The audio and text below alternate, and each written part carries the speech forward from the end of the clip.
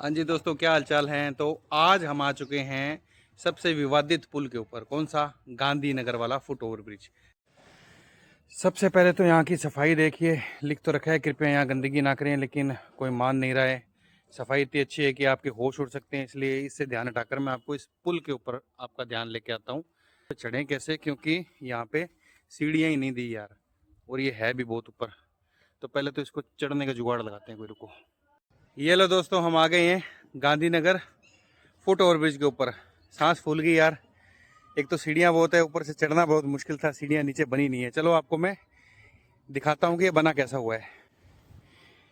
ये सब्जी मंडी के पास वाली जो रोड आ रही है, यहाँ से होते हुए इस सड़क पर आकर अपने यहाँ से चढ़ेंगे सीढ़ियाँ। ये सीढ़ियाँ इस तरह से चढ़ी और ये आ गई अपने फुट ओवर ब्रिज के ऊपर। यहाँ काम अभी चल ही रहा है, शेड वेड लगे नहीं है।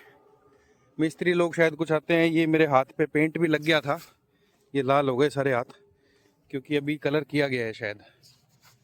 सोच तो रहा था ना चढ़ूं पर दिल कर गया चढ़ के देखें तो सही है बना कैसा हुआ है। आप लोग मत आइएगा, क्योंकि चढ़ना थोड़ा सा इसमें मुश्किल है। ये आ गया रेलवे स्टेशन, कोई ट्रेन है नहीं। आपको मैं बता दूं कि ये पुल जो है ना 4 साल से अटका है। 2022 के आसपास इसका निर्माण शुरू हुआ था। वो इसीलिए हुआ था कि गांधीनगर और आसपास के इलाके के लोग बाजार आ सकें और उनको रेलवे लाइन क्रॉस ना करनी पड़े, जिसमें छोटी बच्चियां भी हैं जो स्कूल जाती हैं, व्यापारी हैं जिनकी यहाँ दुकानें हैं, सब्जी मंडी के व्यापारी हैं, दुकानदार हैं, वो सब इसी पुल से चढ़कर आने थे। क्योंकि जो पहले पुल था उस साइड में, इस फुट ओवर ब्रिज से दूसरी तरफ एक और पुल था करीब 100 साल पुराना, वो पुल बंद कर दिया गया है। वो पुल तो बंद हो गया, ये पुल अभी शुरू नहीं हुआ। तो लोगों को सबसे बड़ी समस्या तो यही आ रही है कि अब वो बाजार आना जाना करें कैसे, क्योंकि अगर रेलवे स्टेशन से आकर जाएं तो कल को टीटी पकड़ लेता है भाई, फिर टिकट काटते हैं, लंबी जुर्माना लगता है, वो अलग। अब दिखाते हैं, यहाँ आ गया डेड एंड। ये लो, अब हम इस पुल के बिल्कुल किनारे पे खड़े हो गए। यहाँ किसी भी तरह की सीढ़ियाँ नहीं है।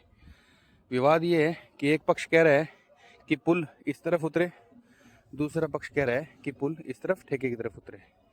बड़ी बात यह है कि किसी भी तरफ पुल उतरे, पुल रेलवे बाउंड्री को पार करते हुए उतरना चाहिए। क्योंकि अगर रेलवे बाउंड्री के अंदर ये पुल उतरा तो सबसे बड़ी समस्या यहाँ के लोगों को हो जाएगी, कोई फायदा नहीं रहेगा। क्योंकि कल को रेलवे ने फेंसिंग शुरू कर दी, फेंसिंग शुरू होने के बाद यहाँ पे लोगों का आवाजाही फिर से बंद हो जाएगी। तो इस पुल को बनाने का औचित्य रहेगा ही नहीं कभी।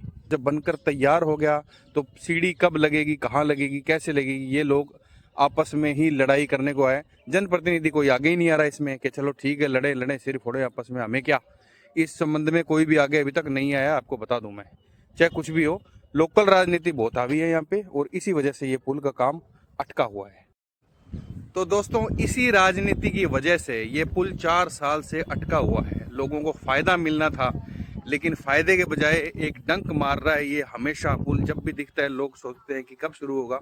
शुरू होना तो दूर की बात, जो 4 करोड़ रुपए लगे थे वो ही बहुत मुश्किल हो रहा है कि वो लोगों के काम आ जाए। क्योंकि ऐसे ये सामने आपको दिख रहा है, ये 4 करोड़ रुपए से पुल बना हुआ है, जो कि लोगों के काम नहीं आ रहा। देखो, होना तो यही चाहिए कि रेलवे बाउंड्री के बाहर ही उतरना चाहिए पुल। किसी भी व्यक्ति को ना देखते हुए जनता को देखो। जो लोग बेचारे डेली सुबह बाजार से अपने गांधीनगर आते हैं जाते हैं, उन लोगों को फायदा होना चाहिए। राजनीति तो चलती रहेगी। Thank you.